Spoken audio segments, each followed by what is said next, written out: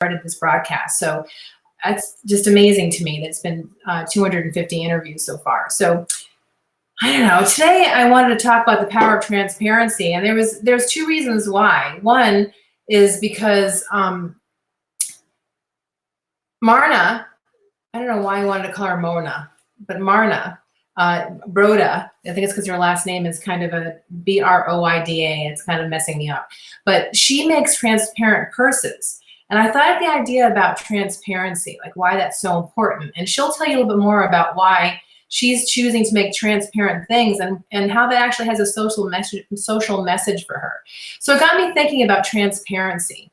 You know, when I was working at IDX Systems Corporation while I was in grad school, one of the things that is a leadership quality that's very important to have is transparency. And so I was thinking about that. Like, why is that so important? So, you know, of course, in the way that I do, I went ahead and did a little bit of research. And the research that I found just reminded me, again, why transparency is so important. And I think that Marna will also agree that transparency is super important. So transparency actually expands relationships and it builds trust. And when you have trust, that equals safety. So when people can trust you, they feel safe around you. It's not just in the business situation, but it's also in personal situations. You know, when you're honest with your partner, they trust you. When you're honest with your colleagues and your sponsors and your partners and most importantly, your employees, then that builds trust. And trust makes people feel safe with you. So I thought about 7 ways actually, that you can build trust. And the first is to be honest. So the whole idea about being honest, when you really think about it, it's not just about telling the truth, right? Like if someone asks you a question, you don't not lie to them, but it's also on how you run your policies in your company. Do you have honesty in your policies?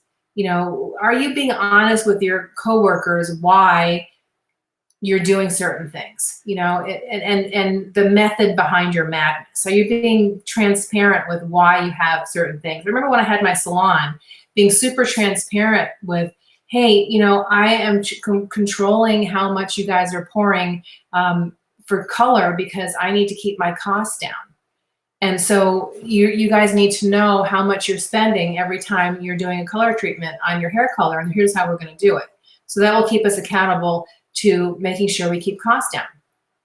And then also, you know, communication, you know, being honest in your communication.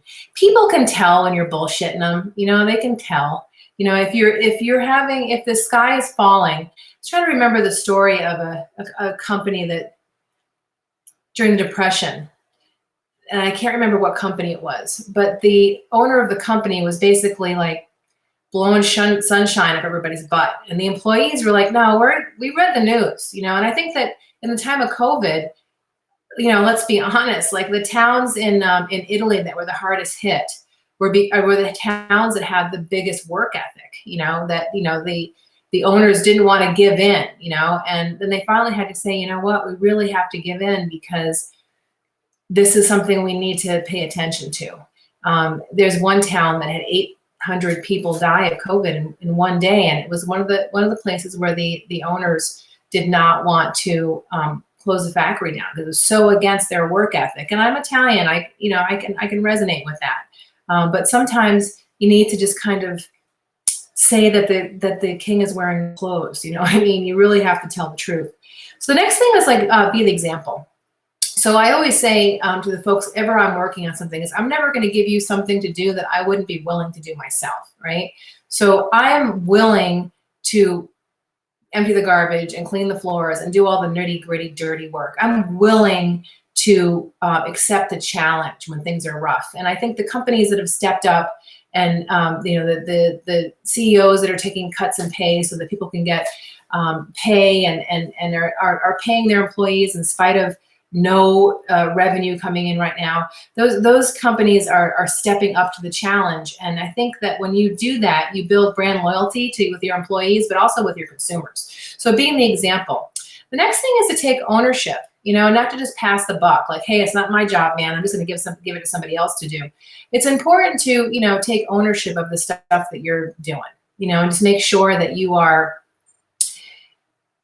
accountable. You know, there's a freedom and accountability.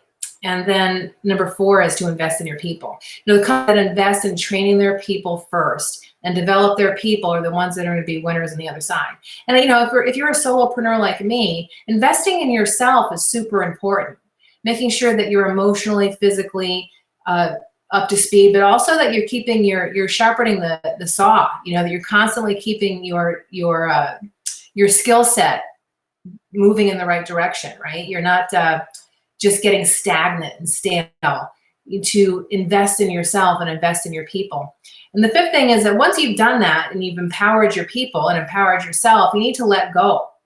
I was listening to Gary Vee talk to a young man this morning about developing himself and saying that really as a young business owner, the most important thing that he had to do at that point was to develop himself as a human so he could be a better leader.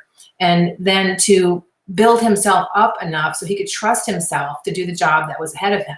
And I think it's that way if you're a solopreneur. It's that way if you're running a family business. If you've trained your sons and daughters to take over mom and dad, then you have to let go of the reins and let them lead. That's what you raised them for. You gave them wings so they could fly. The same thing if you have employees or children, quite frankly. Haven't been a mother, but I've watched my girlfriends who've let go with grace, and I think it's super important.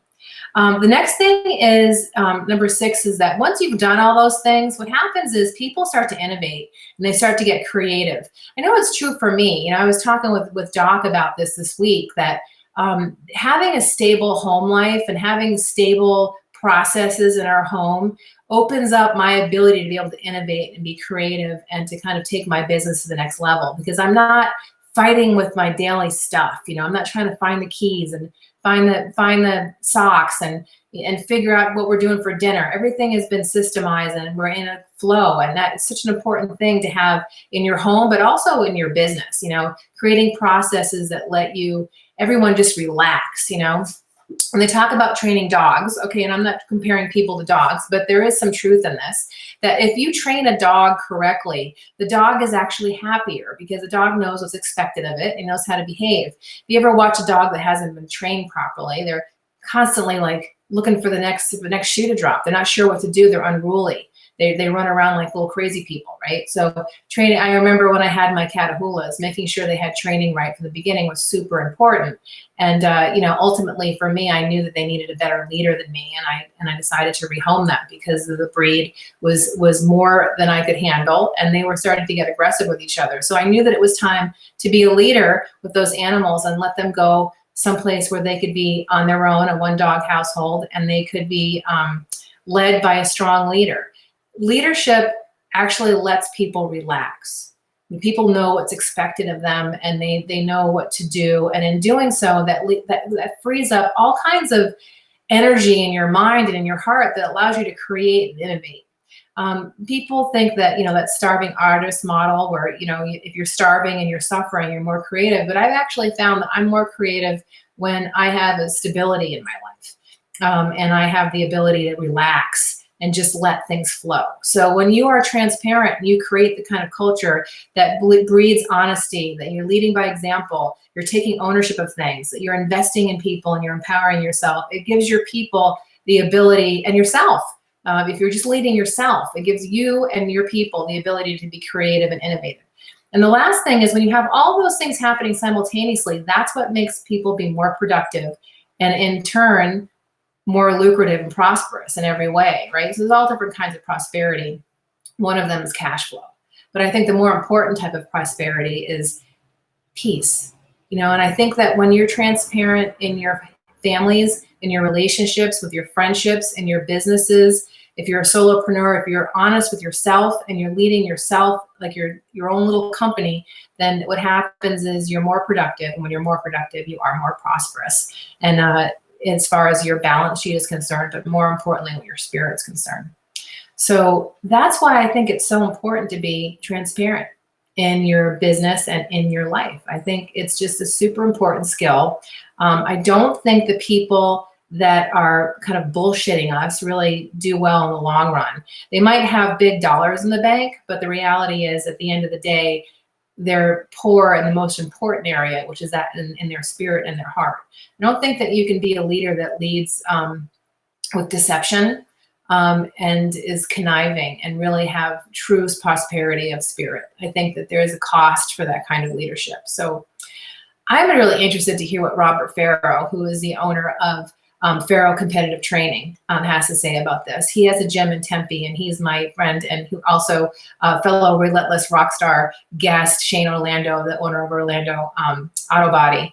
And oh my gosh, I can't remember his other company's name right now, but he has two companies. Oh gosh, it'll come to me later, of course. And then I also am interested in hearing from Marna Broida, who is the owner and the founding fashion designer of CU Doll. Her purses are transparent. And there's a reason why they're transparent. It's not only a fashion statement, it's actually a political and social statement. So I'm going to sign out of here and go over and get Marna and Robert and have two very interesting conversations about their businesses and the power of transparency.